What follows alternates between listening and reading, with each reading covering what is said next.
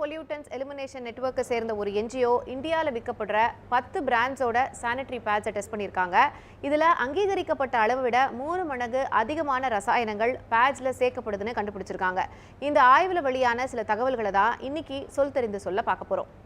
Test பண்ண எல்லா சாம்பிள்ஸ்லையும் ஃபத்தலேட்ஸ் and வொலடைல் organic காம்பவுண்ட்ஸோட traces இருந்திருக்கு.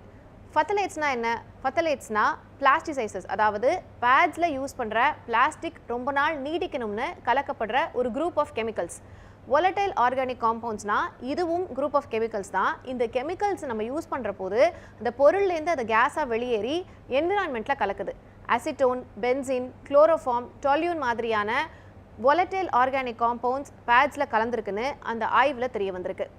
ஃபத்தலேட்ஸ் அண்ட் வொலடைல் ஆர்கானிக் காம்பவுண்ட்ஸ் இந்த 2 கண்டாமினன்ட்ஸோட ட்ரேசஸும் டெஸ்ட் பண்ண எல்லா பிராண்ட்ஸோட சானிட்டரி பேட்ஸ்லையும் இருந்திருக்கு.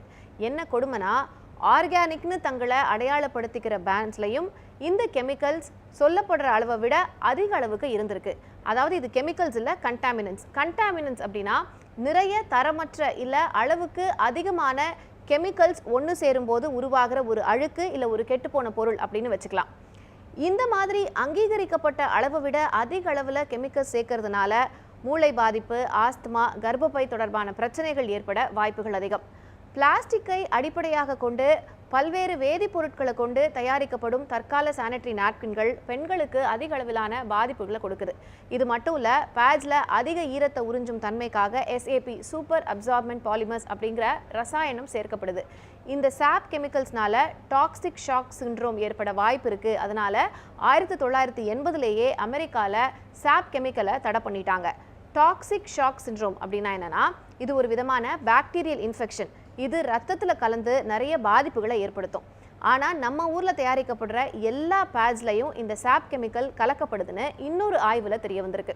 இந்த ரசாயனம் கர்ப்பப்பை புற்றுநோய், பலவீனமான கரு உருவாவது மற்றும் நீரிழிவு நோய் மாதிரியான பாதிப்புகள் உருவாக காரணமாக இருக்குன்னு மருத்துவர்கள் சொல்கிறாங்க.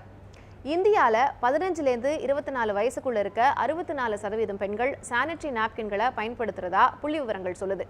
ஒரு மாதத்துக்கு 1 பில்லியன் நாப்கின்களுக்கு அப்படின்னா ஒரு வருஷத்துக்கு சராசரியாக 12.3 பில்லியன் நாப்கின்கள் பயன்படுத்தப்படுது. ஆக்சுவலாக ஒரு நாப்கினோட 75% பயன்பாடு முடிஞ்ச உடனே அதை அகற்றணும். ஒரு நாப்கினை அதிகபட்சம் 6 மணி நேரத்திற்கு தான் யூஸ் பண்ணணும். காட்டன் உள்ளாடைகளை தான் பயன்படுத்தணும். ஒரு நாளைக்கு 2 முறை உள்ளாடைகளை மாற்றுறது நல்லது. ஆனால் பெரும்பாலான பெண்கள் காலையிலேருந்து இரவு வரை ஒரே நாப்கினை பயன்படுத்துறதுனால பல்வேறு தொற்றுகளுக்கு உள்ளாராங்க. சரி, இதுக்கு நம்ம என்ன செய்யலாம்?